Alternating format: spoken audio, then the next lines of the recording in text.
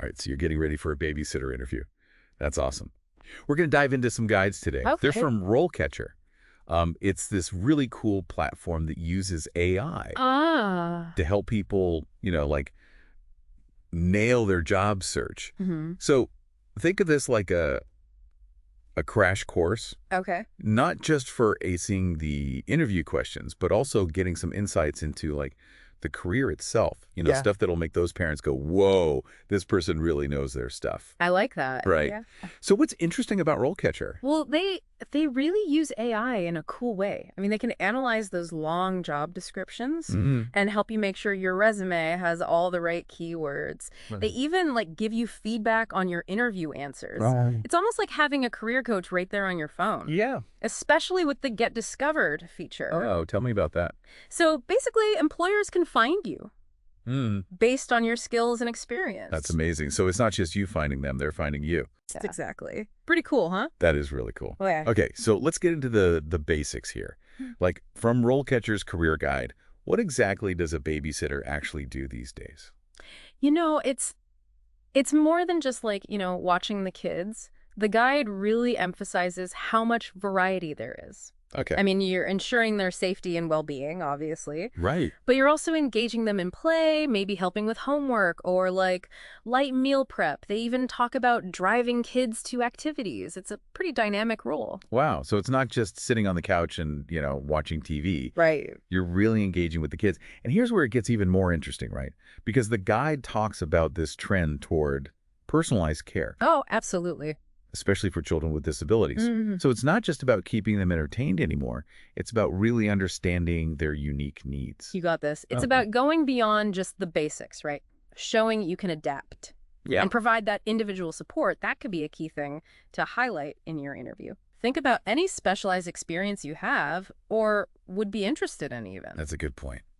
Okay, so let's dive into these interview questions because I know everyone's probably a little nervous about that. Right. RoleCatcher gives us 7 sample questions Okay. that are pretty common in babysitting interviews. Okay. So we'll go through each one and really explain what the interviewer is looking for. They're really trying to figure out. It's all about reading between the lines. Exactly. Yeah. And then how you can knock your answer out of the park. Preparation is key. I mean, the more you think about these questions beforehand, the better you'll sound in the actual interview. Yeah, so true. So true. First up, a classic opener. Tell us about your previous experience working with children. Right. Seems pretty straightforward. But they're not just looking for, years spent with kids. Okay, yeah. They want to see evidence of those relevant skills and experience. What age groups have you worked with? What kinds of activities did you plan or supervise? Any specific responsibilities? Think concrete examples that show you can handle all those babysitter tasks. Right, so instead of just saying like, oh yeah, I've watched my little brother a couple times. Yeah. No, giving them details. Right, so you could say something like, for the past year, I've been babysitting for the family next door. They have 2 kids, 5 and 8. I've planned all kinds of things. Yeah. Arts and crafts, outdoor games, helped with bedtime routines. Those details really matter. Absolutely. And be ready for those follow-up questions. Can you describe a challenging situation you faced while babysitting and how you handled it? Or what did you enjoy most about those previous experiences? Those follow-ups are your chance to really shine. Yeah, good point. Okay, on to a question that really tests your cool. How would you handle a child who's throwing a temper tantrum? Oh, yeah. This one's all about patience, right? Staying calm under pressure and really understanding how kids behave. Emphasize staying calm, obviously. Identify what triggered the tantrum. And talk about techniques you've used before, like distraction, redirection, offering choices. And always mention that you'll communicate with the parents about their preferred methods. Right, because you always want to respect the parents' wishes. Of course. And sometimes a little creativity can go a long way. Yeah. I remember this one time I was babysitting and this kid, oh my God, he was having a total meltdown over a broken toy. Oh, no. I know. So we just grabbed some construction paper and glue and made a get well soon card for the toy. It totally worked. Distraction and creativity all in one. That's perfect. Using a creative solution to de-escalate the situation shows you can think on your feet. Yeah. Be ready for follow-ups on this one, too. Can you give me another example of how you calmed a child down? Or what if the tantrum is happening in public? How would you approach it differently? They want to see how you adapt to different situations. Okay, next question. This one's all about safety. How do you ensure the safety of the children under your care? This is where you show off your safety awareness and that proactive thinking. Highlight your understanding of age-appropriate supervision, potential hazards, what you do to prevent accidents, and ensure the kids are safe. Right. So instead of just saying, I'll keep an eye on them, Yeah. which is important but not enough, Right. you could say something like, before the parents leave, I always ask about any specific safety concerns, like, allergies or areas that are off limits. I do a quick scan for hazards like loose cords or cleaning supplies, things like that. Perfect. And of course, maintaining visual contact, especially around stairs, water, anything sharp. Right. That shows you're thinking ahead. Taking those preventative measures, be prepared for follow-ups here too. Like, are you certified in first aid and CPR? Oh, that's a good one. Or what would you do if a child was injured on your watch? Showing you're prepared demonstrates your commitment to safety. Okay, here's one that I think is a little tricky. You got to handle the unexpected. Can you tell us about a time when you had to handle an emergency situation while caring for children? Now, don't worry if you haven't had like a major emergency. It could be something small, like a power outage, a minor injury, even a lost pet. Oh, yeah. The key is describing a situation that needed you to think quickly and problem solve. Right. Okay, so like that time I was babysitting and the smoke alarm went off. It turned out to be burnt popcorn. Oh, thank goodness. But in that moment, I didn't know. So I got the kids outside, to safety right away. Then I went back in, made sure everything was okay, ventilated the house, and then called the parents to let them know. That's a great example. It shows you stay calm, prioritize safety, and you communicate well. The interviewer might ask, what did you learn from that experience? Or how would you handle a similar situation differently in the future? These follow-ups give you a chance to show that you're always learning. Yeah, that's great. Okay, on to a question that requires a bit of empathy. How do you handle a child who is homesick? This is about managing those sensitive emotions. Right. Talk about creating a calm and reassuring environment. Mention activities you might do to distract them. Reading a favorite book, playing a game, something creative. Yeah, I once comforted a homesick child by creating a little communication station. Oh, that's cute. Right? We made paper airplanes and wrote messages to their parents on them, then flew them across the room. I love it. It was a way to, symbolically send their feelings home. Yeah. But still have fun. Exactly, connecting with them on their level. They might follow up with, what are some other ways to comfort a homesick child? Or what if they refuse to participate? They're looking for that flexibility in your approach. Okay, here's one that can be tricky. Can you tell us about a time when you had to discipline a child under your care? This one is less about specific actions and more about your overall philosophy. Emphasize clear communication, consistency, positive reinforcement. Talk about setting age-appropriate expectations, using techniques like timeouts, redirection, to address those unwanted behaviors. Right, and it's a great chance to show off those communication skills, too. Yeah. Like, instead of saying, don't do that, which can sound harsh, Yeah. you could say something like, I understand you're frustrated, but hitting is not okay. Let's find a different way to express those feelings. Much better. It's about guiding them towards more appropriate behavior. Always remember to follow the parents' preferences for discipline. Yeah. Mention that you'd always discuss any challenges with them to make sure everyone's on the same page. Yeah, that's important. They might ask, what's your approach to a kid who keeps breaking the rules? Or how would you handle a disagreement with a parent about discipline? So be prepared to really showcase your communication skills and problem-solving skills too. Last but not least, a question about navigating those social dynamics, right? How do you handle conflicts between children under your care? This one's all about fairness, resolving conflicts, and encouraging them to get along. The interviewer wants to know if you can deal with those tricky interpersonal dynamics. Right. Talk about active listening, encouraging empathy, helping the kids find a compromise. It's also a chance to get creative. Once, when two kids were fighting over a toy, we turned it into a storytelling game. They each got to hold the toy for a few minutes and add to the story. I love that. Conflict resolved. And they had fun. That's fantastic, turning a negative into a positive learning experience. Be ready for follow-ups here, too, like what are some other ways you would encourage cooperation? Or what if the conflict escalates? They're looking for that range of strategies, for managing those sibling rivalries. And there you have it, 7 common babysitting interview questions. Totally decoded. There you go. Hopefully you're feeling a little bit more confident. and prepared. But hold on, there's more to this. In the next part of our deep dive, we're going to shift gears a bit and talk about some additional career insights from the RoleCatcher guides. Because acing the interview is just the first step. We want you to see the bigger picture, babysitting as a potential career path. I'm excited to delve into that. We'll explore how to leverage this experience for future growth, even if you don't see yourself babysitting forever. There's a lot of potential here, and we'll help you unlock it. Welcome back. So now that we've, talked about those common interview questions, let's kind of broaden things out a bit. Okay. Remember those career insights we mentioned? Yeah. Going beyond just like getting the job and thinking about the bigger picture. Exactly. How this experience could actually, shape your future. Right. Let's dig into that. RoleCatcher outlines some career stages in their guide. They do. It's really fascinating how they map out this potential progression. Oh, well. From entry level all the way to senior babysitter. It's not just one size fits all. Okay, that's cool. So for someone just starting out, like an entry-level babysitter, what are some of those typical responsibilities? Well, think of it as building those foundational skills. Okay.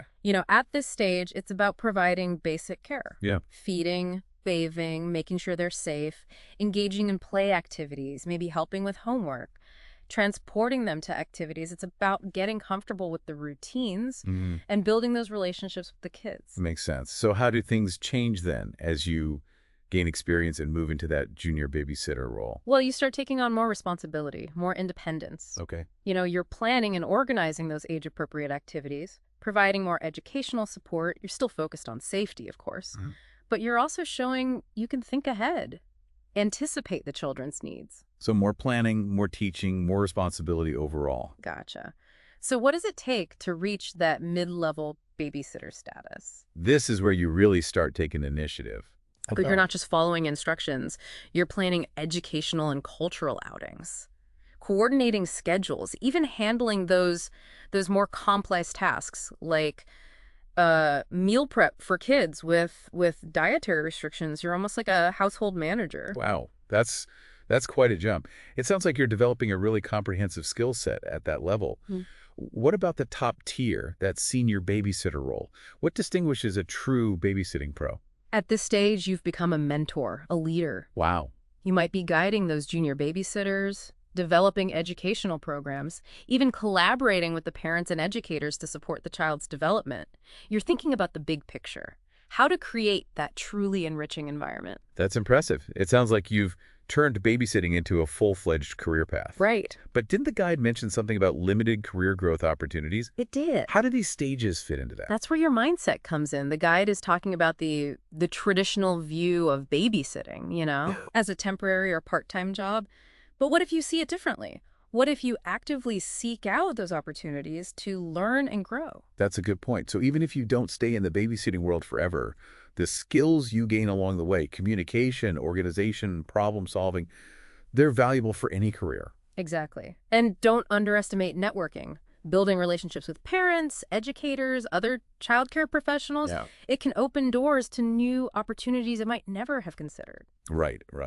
Okay, so even if the guide mentions limited career growth in the traditional sense, it's really up to you to define your own path and use this experience to achieve your goals. Now let's circle back to RoleCatcher for a minute. We talked about their AI features earlier. How can that actually help in the job search process? Well, what's really cool is that RoleCatcher goes beyond just, giving information. It empowers you to take action. It can analyze those job descriptions to figure out what skills employers are really looking for. And then it helps you tailor your resume to highlight those specific skills so you stand out. So instead of sending out like a generic resume, you're creating something targeted, customized. Precisely. Smart. What about once you land that interview? Does RoleCatcher help with that too? Absolutely. The AI can actually give you feedback on your interview answers. It suggests ways to make your responses stronger, Wow. to improve your delivery. It's like having a mock interview with a professional coach. And here's a bonus.